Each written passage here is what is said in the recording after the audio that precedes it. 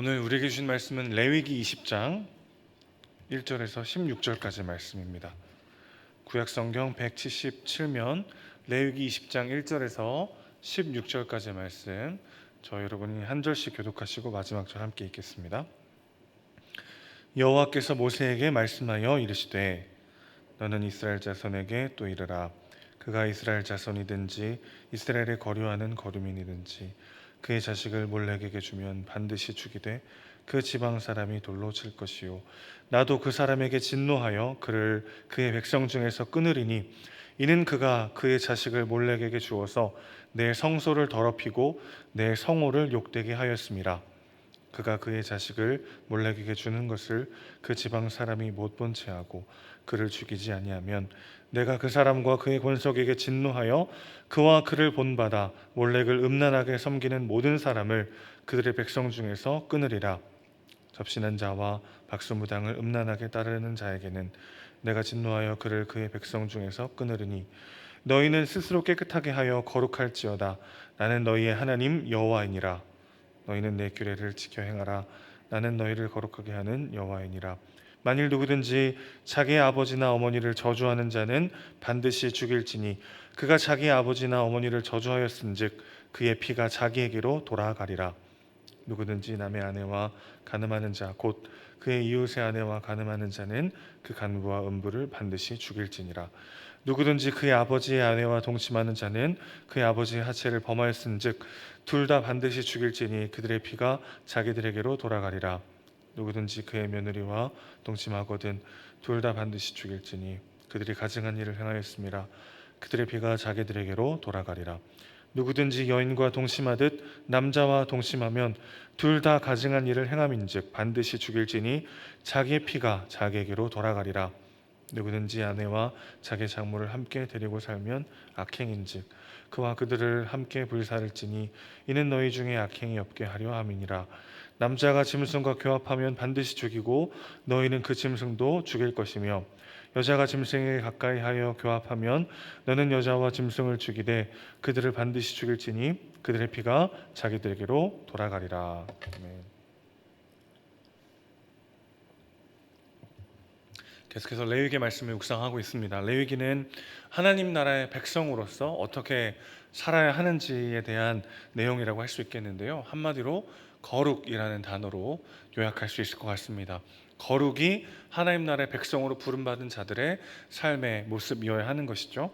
그리고 그 거룩은 좀 더 구체적으로 표현해 보자면 구별됨이라고 할 수 있겠습니다.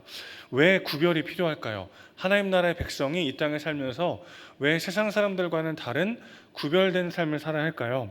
세상이 죄로 망가졌기 때문이죠.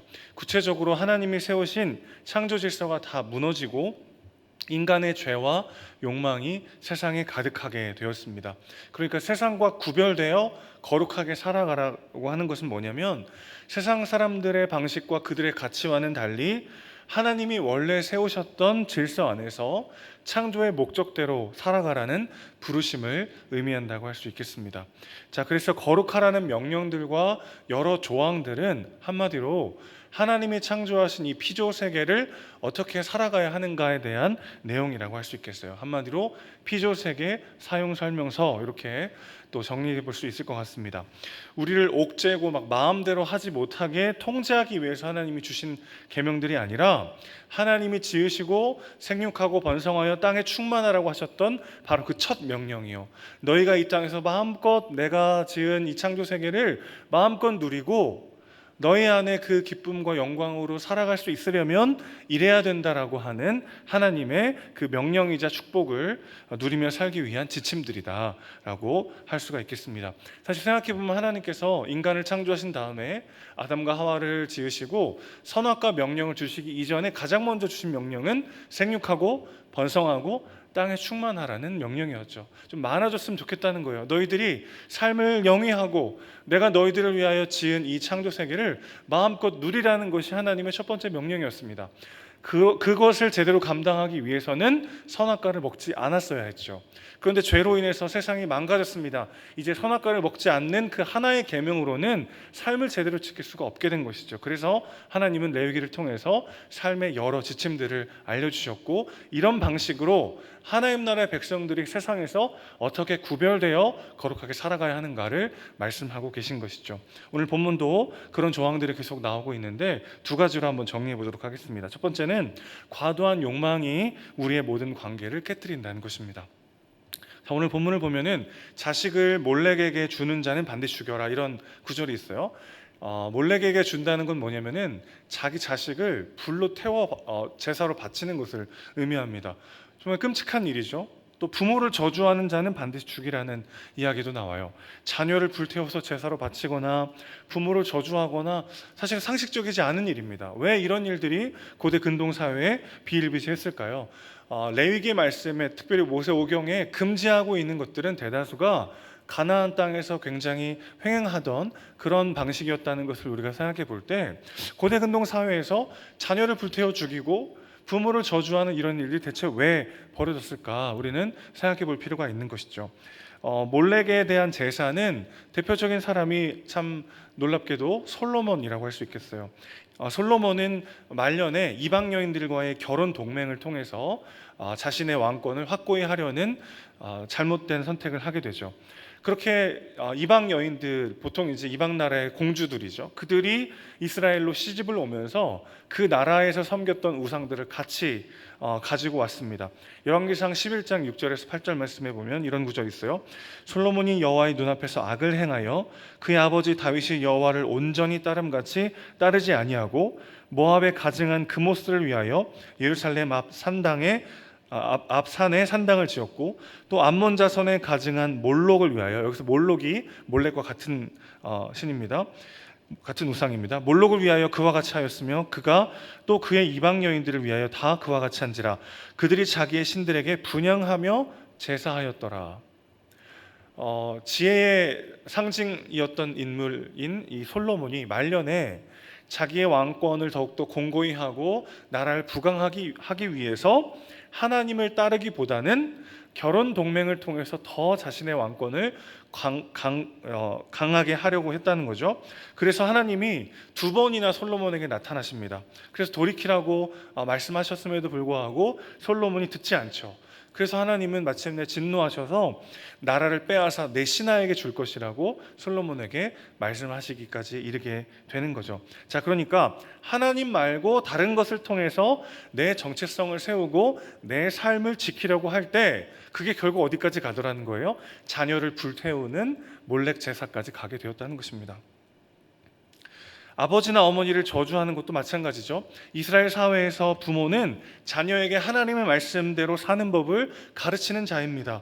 그 부모를 저주하고 그 부모를 반한다는 건 뭐냐면 그 부모의 가르침과 제어가 먹히지 않을 정도로 자기 욕망에 빠져 사는 삶을 의미한다고 할 수 있겠어요. 대표적인 경우가 누가복음 15장에 나오는 탕자의 비유이죠. 아버지의 재산 중에서 내게 돌아올 분깃을 미리 달라고 이야기합니다. 당시 문화에서는 정말 충격적인 발언이에요. 왜냐하면 아버지의 사후에 유산으로 주는 것이 당시 문화였는데, 그것을 미리 달라는 것은 당시 사람들이 듣기에는 마치 이런 거와 같습니다. 아버지, 왜 이렇게 오래 사십니까? 빨리 저 유산 미리 주십시오. 이렇게 말하는 것과 같은 거죠. 그러니까 아버지에 대한 엄청난 모욕이자 저주라고 할 수 있습니다. 왜 그렇습니까? 지금 탕자에게는 자기의 돌아올 물질이, 재산이 너무 중요하고 그것으로 하고 싶은 일들이 너무 많은 거죠. 자, 그러니까 자녀를 몰렉에게 바치는 일이라든지 부모를 저주하는 일 모두가 사실은 어떤 공통점을 갖고 있어요? 과도한 욕망이 내가 내 삶을 스스로 지키고 내 정체성을 세우려고 하는 그 갈망이 하나님께 있지 않을 때 그것이 내 자녀를 태우고 내 부모를 저주하는 데까지 가게 되더라는 것입니다. 한마디로 우리가 하나님 말고 다른 데서 내 삶을 찾으려 할 때 그것이 우리의 모든 관계를 깨트리고 우리의 삶을 무너뜨리게 되더라는 것이죠. 자, 두 번째입니다. 오늘 본문은 또 성에 대해서 이야기하는데, 성은 반드시 정해진 범위 안에서만 사용되어야 함을 하나님이 계속해서 강조하고 계시죠. 본문은 레위기 18장에서 19장에서 이미 언급된 금지된 불법적 성관계에 대해서 다시 한번 이야기해주고 있어요. 18장, 19장이 무엇이 하나님이 금하시는 성관계인지를 말한다면 20장은 그것을 범한 자들에 대해서 구체적으로 어떤 징벌을 내려야 하는지를 말하고 있습니다. 그리고 레위기의 이러한 율법 조항들은요, 가나안 땅이 얼마나 성적으로 타락했는지를 보여주는 것들이죠.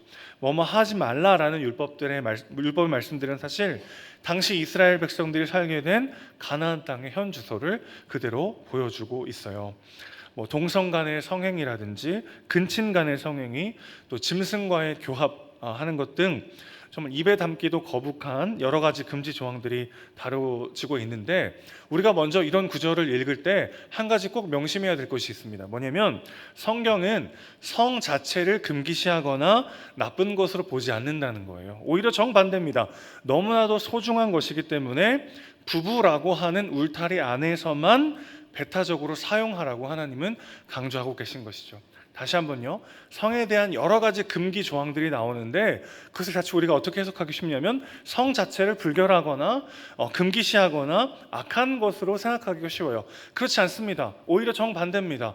하나님이 두 사람이 하나 되게 하는 너무나도 소중하고 아름다운 도구로 우리에게 성을 주신 것이죠. 그렇기 때문에 정해진 울타리 안에서만 사용해야 된다고 말씀하고 계신 것이죠. 마치 불과 같아요. 여러분, 불이 가스레인지 안에만 있을 때는 정말 유용하게 사용이 됩니다. 그런데 그 경계선을 넘어서면 어떻게 되죠? 모든 것을 불태워버립니다. 통제되지 않는 불은 모든 것을 태워버리죠. 성도 마찬가지입니다. 하나님이 정하신 그 범위 안에서 사용될 때 두 사람을, 전혀 다른 두 사람을 한 몸 되게 하는 너무 아름다운 것이 되지만 그 아름다운 것도 경계선을 넘어서는 순간 가장 추악한 것이 되고 마는 것이죠. 그렇기 때문에 성은 반드시 정해진 범위 안에서 정해진 방법으로만 사용되어야 하는 것이죠. 그런데 여기도 마찬가지입니다. 인간의 과도한 탐심과 욕망은 그 경계를 자꾸만 넘어버리게 되는 거죠. 자, 그래서 오늘 말씀 사실 두 가지로 정리했습니다만은 사실은 한 가지를 말하고 있다고 이야기할 수 있겠어요. 하나님이 정하신 범위를 벗어날 때 우리의 삶이 무너진다는 것입니다. 거룩은 하나님이 정하신 경계를 지키는 것입니다. 구별됨이란 세상에서의 가치와 세상에서의 욕망과 구별되는 삶을 사는 것이라는 것은 무엇을 의미하는 것이냐면 하나님이 가라앉은 데까지 가고 하나님이 멈추라고 하실 때 멈추는 것이라고 할 수 있겠어요.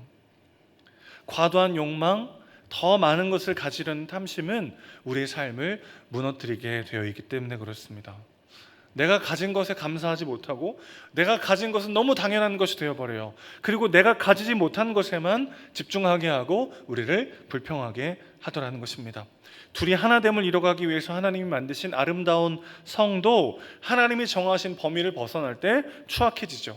가장 아름답게 사용할 수도 있고 가장 추악하게 사용할 수도 있는 것이 성입니다. 그리고 수많은 것들이 이와 같습니다. 돈도 마찬가지고 우리의 성공도 마찬가지고 수많은 것들이 하나님이 우리에게 누리라고 삶을 영위하라고 주셨던 그 모든 것들이 경계선을 넘어설 때 우리의 삶을 무너뜨리는 도구가 되고 마는 것이죠. 하나님이 정하신 경계를 지키는 것이 거룩이라고 할 수 있겠어요. 태초에 하나님이 천지를 창조하실 때도 하나님은 계속해서 경계를 정하시는 방식으로 창조를 이어가십니다. 낮과 밤의 경계를 나누셨죠. 하늘과 땅을 나누시고 바다와 육지를 나누셨습니다. 생물을 각기 종류대로 창조하시는 방식으로 각각을 나누셨어요. 그리고 마지막으로 안식일을 제정하시면서 시간을 나누셨습니다. 거룩히 구별하여 하나님께 드리는 시간을 따로 정하신 것이죠. 그러니까 창조는 계속해서 거룩의 선포예요. 그리고 구체적으로 그건 무엇입니까? 구별됨입니다. 나누심입니다. 하나님이 경계를 정하시는 것이 곧 창조 질서의 핵심이라고 할 수 있겠어요. 인간이 더 가져서는 안 되는 분명한 한계를 정해주셨습니다. 왜 그렇죠? 더 가지려 하다가 인간이 자신의 삶을 불태울 수 있기 때문에 하나님이 창조하신 이 세계를 제대로 누리고 제대로 오늘을 살아내려면 하나님이 정하신 그 경계를 반드시 지켜야 했던 것이죠. 선악과도 마찬가지입니다. 인간의 탐심이 그 경계를 무너뜨렸죠. 그리고 세상에 죄가 가득해지게 되었습니다. 그래서 하나님은 이렇게 망가진 세상 가운데 이제 우리에게 새로운 경계선을 허락하셨어요. 이 경계선은 뭐뭐 하지 말라 이런 방식이 아니었습니다. 요한복음 15장 4절에서 5절 보면 우리에게 주신 새로운 경계선이 있어요. 너희는 내 안에 거하라 나도 너희 안에 거하리라. 가지가 포도나무에 붙어있지 아니하면 스스로 열매를 맺을 수 없음 같이 너희도 내 안에 있지 아니하면 그러하리라. 나는 포도나무요 너희는 가지라. 그가 내 안에 내가 그 안에 거하면 사람이 열매를 많이 맺나니 나를 떠나서는 너희가 아무것도 할 수 없음이라. 사랑하는 성도 여러분, 오늘 우리가 지켜야 할 경계선 무엇입니까? 우리가 그리스도 안에 거하는 것입니다. 그분이 내 안에 있게 하고 내가 그분 안에 거하는 삶입니다. 요한복음 15장에서 그리스도 안에 거한다는 것, 예수 안에 거한다는 것은 구체적으로 그분의 말씀을 붙잡고 사는 삶입니다. 우리가 오늘도 말씀 안에 거할 때 그 말씀이 주는 진짜 자유와 진짜 의미와 진짜 만족을 우리는 누리게 될 줄로 믿습니다. 여러분, 우리가 과도하게 갈망하거나 혹은 우리의 시선과 마음을 과도하게 빼앗고 있는 것은 무엇입니까? 오늘 그것으로부터 우리의 마음을 돌이키길 원합니다. 내가 정말 그리스도 안에 있는가? 그분이 내 안에 계신가?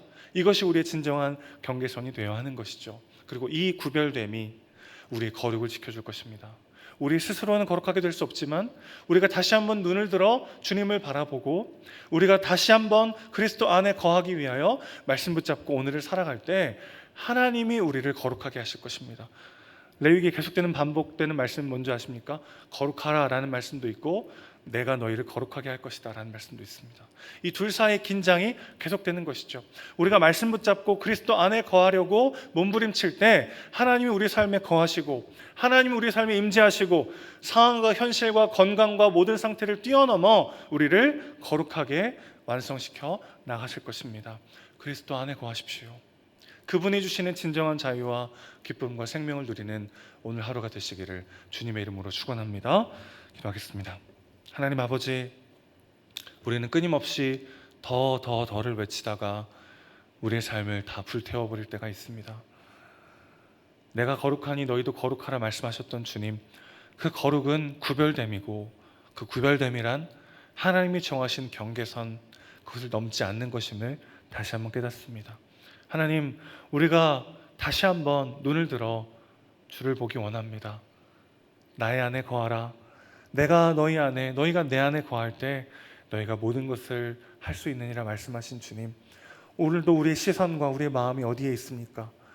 우리의 몸은 무엇을 향해 달려가고 있습니까? 그리스도 안에 거하게 하시고 오늘도 말씀 붙잡고 주님 주시는 가치와 생명을 누리는 우리의 삶이 될 수 있도록 그렇게 포도나무이신 주님 안에 착 붙어 있으므로 그것이 주는 진정한 생명과 자유와 기쁨과 의미와 만족을 경험하는 오늘의 삶이 될 수 있도록 주여 붙잡아 주시옵소서. 우리 사랑이시고 주인이신 예수님의 이름으로 기도합니다. 아멘.